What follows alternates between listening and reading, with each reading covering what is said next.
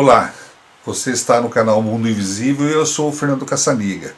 Estamos aqui mais uma vez para mais um vídeo apresentando o livro Brasil, Coração do Mundo, Pátria do Evangelho. Hoje apresentaremos o capítulo 8, a invasão holandesa, que mostra como os planos espirituais organizaram uma vinda de um povo mais evoluído para servir de exemplo para os portugueses de como administrar um povo, um país. Então, Jesus escolheu Portugal, só que Portugal não tinha o conhecimento, a experiência de colonização como os holandeses. Então, a invasão holandesa não foi por acaso, ela foi organizada pelo mundo espiritual. Assistam e entendam porque o príncipe de Nassau, um espírito bastante elevado, veio para o Brasil e o que ele deixou de conhecimento, de experiência, de exemplo para os portugueses e para os brasileiros, né? Assista aí que vale a pena. Se você está gostando das atrações do nosso canal no YouTube, se inscreva. Só clicar aqui abaixo, aqui embaixo, vai ter um lugar escrito inscreva-se. Clica ali, não paga nada, não custa nada, e você já vai estar inscrito. E vai aparecer um sininho para que você receba um aviso de cada vídeo que a gente lançar, vem um avisinho para você, se você quer assistir ou não. Sempre no YouTube, claro. Tá? Então clique, inscreva-se, depois sininho, e se você gostou de algum vídeo nosso, põe curtir. Eu lembro que a intenção do nosso canal não é fazer com que você mude de religião, nem atacar religião nenhuma, e sim mostrar conhecimento. O conhecimento sempre agrega nas pessoas, tá? Independente da sua crença ou não.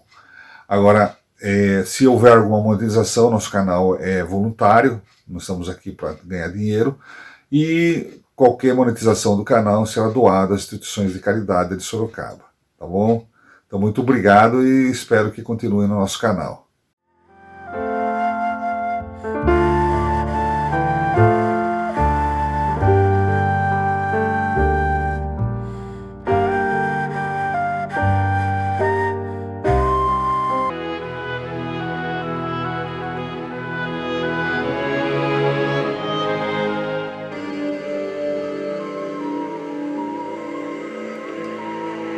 Se à raça negra eram impostas as mais dolorosas torturas nos primórdios da organização do Brasil, não menores sacrifícios se exigiam dos indígenas acostumados à amplitude da terra, propriedade deles. As entradas pelo sertão com o fito de escravizar os selvagens indefesos se realizavam naquele tempo em todos os recantos. Tabas prósperas eram incendiadas de surpresa no silêncio da noite. São famosas e comovedoras as descrições que desses fatos guardam os documentos antigos. Somente de uma vez uma caravana de portugueses capturou mais de 7.000 homens válidos, mulheres, velhos e crianças. E quando os mamelucos guiadores não convenciam os naturais de que deviam acompanhá-los às cidades mais próximas para que as caçadas humanas se verificassem com pleno êxito, as cenas de selvageria nodoavam a floresta virgem, enchendo de pavor os caminhos atapetados de cadáveres e de sangue coagulado. Como represália a tantas crueldades, os tamoios nunca se harmonizaram com os portugueses. Desde o princípio da ação destes foram seus declarados inimigos. No seio dessas lutas devastadoras em que se venciam a maior parte das vezes as criminosas astúcias dos colonos, eram os padres piedosos os que mais sofriam, experimentando a angústia de se verem desprezados pelos seus próprios companheiros da raça branca nos sertões envios e hostis. A alma simples dos naturais se mostrava maleável aos seus ensinamentos. Aos seus apelos aproximavam-se dos núcleos de civilização. aldeavam-se para uma vida ordeira que os colonizadores destruíam com as suas taras infames e seculares. Anchieta e quase todos os outros missionários das selvas brasileiras sustentaram demoradas lutas defendendo os indígenas fraternos. A verdade, porém, é que, embora esfacilassem os pupilos na pregação da piedade cristã, suas vozes se perdiam na imensidade do céu, sem que seus irmãos da terra as escutassem com a ideia generosa de lhes praticar os carinhosos ensinos. Os primeiros brancos que aportaram à América do Sul, na sua generalidade, não tinham em conta a existência da lei nas extensas florestas do Novo Mundo. Os portugueses prosseguiam incessantemente na faina ingrata de descer os índios. Regressando ao além, os primeiros missionários da caravana luminosa de Ismael pedem a sua colaboração misericordiosa para que semelhante situação se modifique. Mas o grande apóstolo de Jesus explica que não se podia tolher a liberdade dos seus semelhantes. Ele não era indiferente àqueles movimentos hediondos nos quais os índios simples e bons eram capturados para os duros trabalhos do cativeiro. Explicou que era para ter fé no Senhor, no seu coração misericordioso e augusto, que ele agasalharia todos aqueles que se encontravam famintos de justiça. Contudo, poderiam com os seus esforços auxiliar os encarnados na compreensão das leis fraternas, avisando-lhes o coração de modo indireto quanto aos seus divinos deveres. Infelizmente, não era encontrado na atualidade do planeta outro povo que pudesse substituir os portugueses na grande obra de edificação da pátria do Evangelho. Todas as demais nações, como o próprio Portugal, se encontravam presas da cobiça, da inveja e da ambição. Os vícios de todas as identificavam perfeitamente umas com as outras, e no povo lusitano tinha de considerar a austera honradez aliada a grandes qualidades de valor e de sentimento que o habilitavam, conforme a vontade do Senhor, a povoar os vastos latifúndios que constituiriam mais tarde o pouso abençoado da lição de Jesus. Colonizadores desalmados estavam em todos os países dos tempos modernos que não reconheciam outro direito a não ser o da força desumana e impiedosa. Explicou Ismael que iria recorrer às possibilidades ao seu alcance, buscaria na Europa um príncipe liberal, trabalhador e justo que não estivesse subordinado à política romana, a fim de caracterizar a sua ação indireta. Traria sua personalidade de administrador para a parte mais flagelada da nova pátria, a fim de que seus exemplos pudessem servir aos que se encontravam na direção das atividades sociais e políticas da colônia, e pudessem beneficiar de maneira geral a nação inteira. Ele viria na qualidade de invasor, porquanto não encontravam outros recursos para a adoção de providências daquela natureza.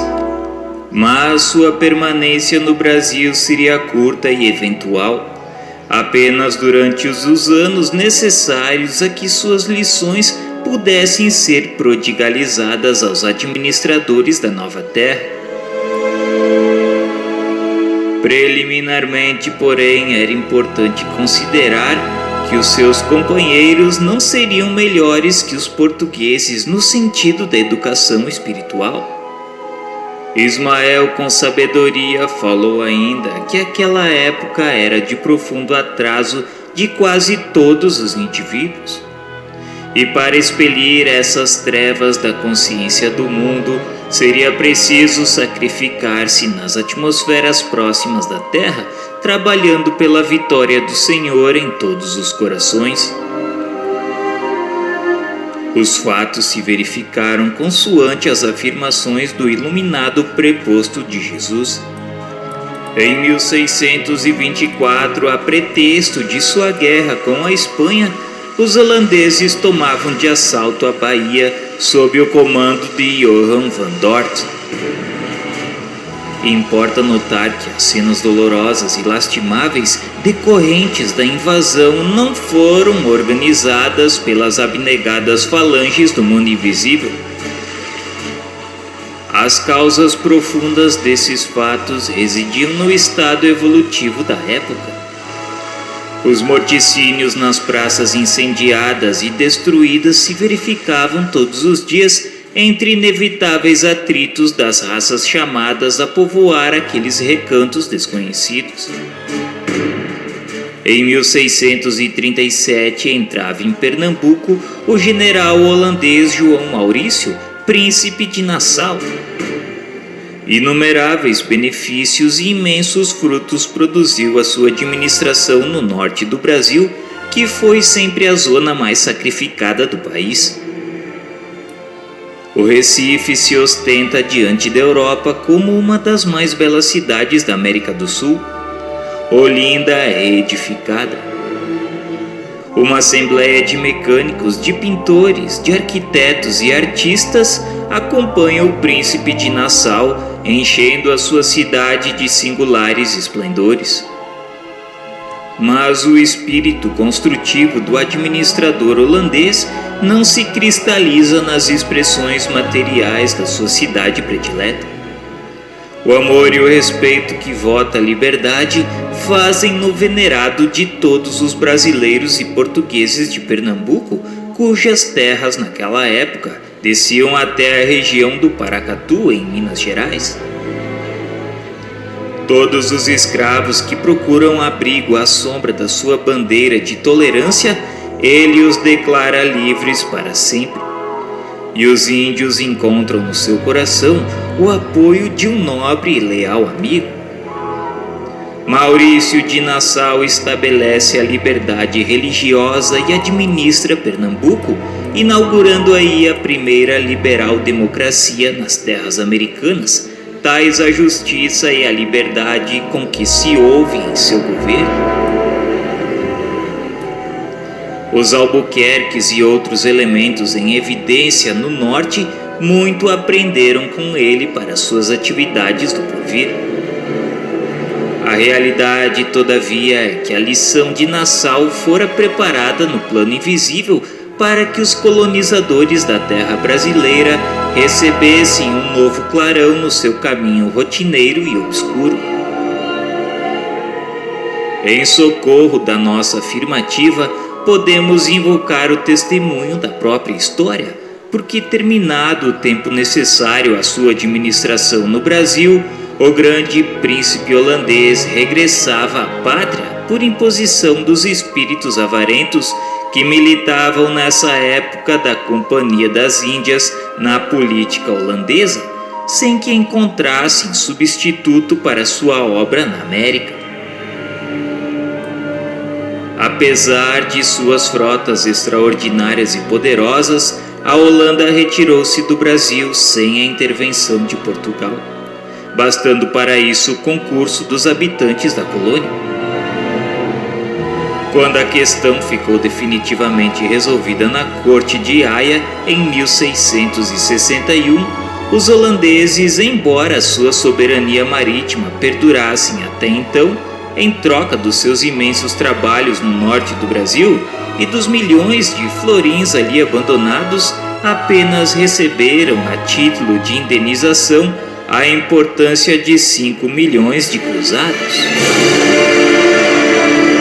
Meus irmãos, neste tempo o Brasil atravessava um período crítico, né, do ponto de vista humano. Além dos escravos africanos, os índios também eram escravizados de uma forma muito agressiva. Suas terras, seus territórios eram invadidos, suas mulheres eram estrupadas, eram mortos aqueles que reagiam com mais violência, e os que sobravam eram escravizados de forma cruel, né? Então era uma coisa muito forte. Um dos povos que mais sentiu isso, que era uma grande nação, que eram os tamoios, tá? Então teve a grande revolução lá dos tamoios, né, no Rio de Janeiro. Eles se aliaram aos franceses também e eles fugiam dos portugueses, né? Eles tinham os portugueses como um inimigo. Inicialmente eles eram amigos portugueses, eles receberam bem os portugueses, mas como os portugueses começaram a escravizá-los, então eles se tornaram inimigos. Quem defendia eles eram os jesuítas, né, que não tinham muito poder político na época para poder mudar a situação. Então era uma situação terrível. E aos poucos, conforme os jesuítas foram desencarnando, eles foram para os planos superiores e tiveram um encontro aí com Ismael. E solicitaram a misericórdia, lembrando que Ismael era o governador do Brasil, o anjo responsável pelas coisas do Brasil diante de Jesus. Então Jesus definiu que Ismael seria o protetor da terra do Evangelho, né, da pátria do Evangelho. Isso a gente já viu em capítulos anteriores, né? Quem não viu aí, que dá uma olhadinha, assistam vídeos anteriores para entender um pouquinho mais da sequência do que nós estamos vendo agora, né? Então Ismael respondeu exatamente o que Jesus respondeu para ele quando ele procurou Jesus desesperado sobre a escravidão africana, né? Então eu vou ler o que Ismael fala para os jesuítas, repetindo mais ou menos as mesmas palavras que Jesus falou para ele, né? Então ele respondeu assim: irmãos, não podemos toler a liberdade de nossos irmãos semelhantes, quer dizer, ele não pode mexer com o livre-arbítrio do povo. Jesus falou isso para ele também. Não sou indiferente a esses movimentos hediondos, nos quais índios simples e bons são capturados por os duros trabalhos do cativeiro. Então, foi mais ou menos o que Jesus falou também sobre os africanos, que eram trazidos para o Brasil para os duros trabalhos do cativeiro, né? Esperemos no Senhor, cujo coração misericordioso e augusto agasalhará todos aqueles que se encontram famintos de justiça. Então vamos ter a fé no Senhor, que na hora certa Ele vai agir, né? Contudo, quer dizer, bom, vamos deixar essa palavra do Senhor. Agora, contudo, o que nós podemos fazer, né? Então agora, o que Ele pode fazer? Contudo, poderemos com nossos esforços auxiliar os encarnados na compreensão das leis fraternas, enviando-lhes seu coração de modo indireto quanto dos seus divinos deveres. Então, o que o plano espiritual pode mandar de modo indireto? A intuição, para que as pessoas ajam de forma correta. Então, aqueles que tiveram um pouquinho mais de sintonia com o bem já vão começar a entender essas intuições de Ismael e seus grupos de abnegados fiéis a Jesus, que vão trazer pensamentos bons. Aqueles que tiverem sintonia vai entender, aqueles que não tiverem vão continuar ruim. O que mais que ele vai fazer, né? Então ele agir de modo indireto. Por que de modo indireto? Porque esse direto seria encarnado para falar pessoalmente, chegar na cara a cara e falar, né? O indireto é fazer a intuição funcionar, né? Infelizmente, não encontramos na atualidade do planeta outro povo que substitua os portugueses na grande obra da edificação da pátria do Evangelho. Todas as demais nações, como o próprio Portugal, se encontram presas à cobiça da inveja e da ambição. Então, o que ele quis dizer? O que sobrou, o melhor foi Portugal, porque o resto, o planeta inteiro está povoado por pessoas mais ou menos no mesmo nível moral. É como é hoje, na atualidade, o planeta inteiro tem mais ou menos o mesmo, um pouquinho mais melhor que o outro, tal, mas não foge muito, a humanidade ela caminha mais ou menos por igual, né? E Portugal tinha a vantagem que era, além dessa igualdade com outros países, eles tinham um povo honesto e trabalhador, né? Eles podiam ser agressivos, rebeldes, promoviam terror, invasão nos outros países, como era uma prática comum na época, né? Só que era um povo honesto e trabalhador, tá? E continuando aqui, ó, os vícios de todas as identificam perfeitamente umas com as outras, e no povo lusitano temos de considerar a austeza e a honradez, aliada às grandes qualidades de valor e de sentimento que habitam conforme a vontade do Senhor, a povoar os vastos latifúndios que constituirão mais tarde o populoso e abençoado da lição de Jesus, colonizadores dessa pátria. Então, Portugal ainda era o povo que tinha as melhores condições de povoar o nosso país. O que ele pensou depois? Bom, se Portugal é o melhor e está acontecendo isso, vamos tentar trazer alguém diferente, né? E tinha lá na Holanda um cara que estava começando, que era um príncipe de boa índole, um pouco anormal, que foi preparado nos planos espirituais para isso. Então o que ele falou? Vamos trazer um povo aqui para dar exemplo, vai ficar aqui como invasor, vai ficar um pequeno período para mostrar como é que se faz as coisas, e depois vai embora. Ele só vai dar uma lição. E aí, em 1624, entra na Bahia lá o general Van Dort, Johan Van Dort, na qualidade de invasor, né? Então, numa invasão acontece barbaridades, né? Mortes, degola, sangue. Não era isso que o plano espiritual preparou. Ele preparou uma invasão, mas pela qualidade moral do pessoal da época, isso ia acontecer mesmo, né? E mais tarde, em 1637, chegou no Pernambuco o João Maurício, o príncipe de Nassau. Depois foi o Maurício de Nassau, conhecido estadista. Vamos dizer que ele foi um estadista, ele foi o primeiro democrata das Américas. Ele implantou uma democracia naquela região que não se via no mundo na época.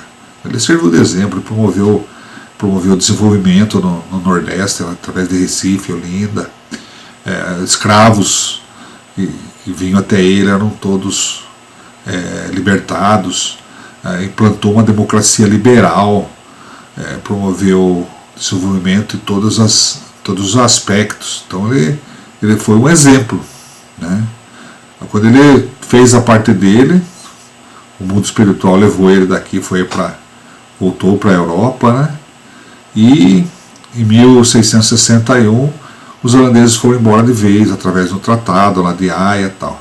Então vocês vão ver aqui como o plano espiritual às vezes demora, para nós, né? Eles fazem as coisas no tempo certo, mas para nós a gente quer que resolva na hora as coisas, né? E agora nós estamos em 2021, a gente quer que eles resolvam o problema da pandemia de um dia para outro, mas não é assim, né? Jesus falou nos capítulos aí que a maior lapidação que dá no ser humano espiritualmente é o sofrimento, né? O sofrimento é a eterna lapidária, foi essa expressão exata que ele usou. O sofrimento é a eterna lapidária. Então, o sofrimento também lapida o povo, né? E a gente quer as coisas rápidas. Agora, da invasão holandesa em 1624 para a vinda do cara que ia ser a diferença, que ia ser o dezembro, ele veio em 1637, 13 anos depois que chegou o cara aqui, que ele era o cara, ele que ia. Então foi tudo preparado, dali 13 anos que ele chegou aqui, tá? E depois não fala que o ano que ele foi embora, tá? Mas em 1661, 37 anos depois da invasão, que os holandeses foram embora. Então ficaram aqui quase que uma vida para servir como exemplo aí. Então, às vezes, nós aqui do planeta, agora em 2021, estamos precisando de lições e de sofrimentos para a mudança moral e espiritual das pessoas que vivem no planeta, que é a palavra de Jesus, a dor é uma eterna lapidária. Nós estamos sendo lapidados aqui. Então, não espere que se resolva as coisas de um dia para o outro, né? Os processos e os planos de Jesus, eles falam em séculos, né? Só para terminar a escravidão, Jesus não queria, mas foram mais de 300 anos para a escravidão se exterminar do Brasil, né? Isso, mesmo ele não querendo, as coisas foram acontecendo aos poucos. Ele não força a barra, ele faz com que a gente avance moralmente para entender as coisas certas, as coisas erradas, e pelas as coisas certas e as coisas erradas, e pelo nosso avanço moral e espiritual, a gente por si faça as coisas acontecerem certas conforme os seus planos do Evangelho, tá? Então a coisa funciona assim. Não queira que Jesus resolva os seus problemas e que ele melhore você, melhore eu. Ele vai dar condições para a gente melhorar. Agora, fazer as coisas no passe de mágica, não espere isso, nunca, tá? Vamos procurar cada um melhorar o que pode, é difícil, né? Eu não sou santo, né? Nós somos santos, né? Não estou falando moralmente aí, querendo pregar coisa que eu não sou também. Eu sou erro bastante. Tenho consciência de que a gente tem imperfeições, muitas, mas vamos tentando corrigindo um pouquinho, uma aqui, outra lá, enxergando essas imperfeições, procurando colaborar com o planeta, uma coisa aqui, uma coisa lá, e a gente vai fazendo a nossa parte, tá? A nossa missão aqui, nós não estamos aqui para curtir a vida e viajar, nós estamos aqui para aprender. E o aprendizado nosso é doloroso, provas e expiações. Então, as provas que fazem a gente avançar e evoluir, tá? Então não pense que nós viemos aqui para curtir viagem, fazer postagem de vida, de curtição só em rede social, né? Nós estamos aqui para servir e aprender. E aprender através da dor. Tá? Não pense que a vida é mole para alguém aqui. Tá? Se a vida está sendo mole para alguém, tem coisa errada. Tá? Então, até mais. Um abraço a todos.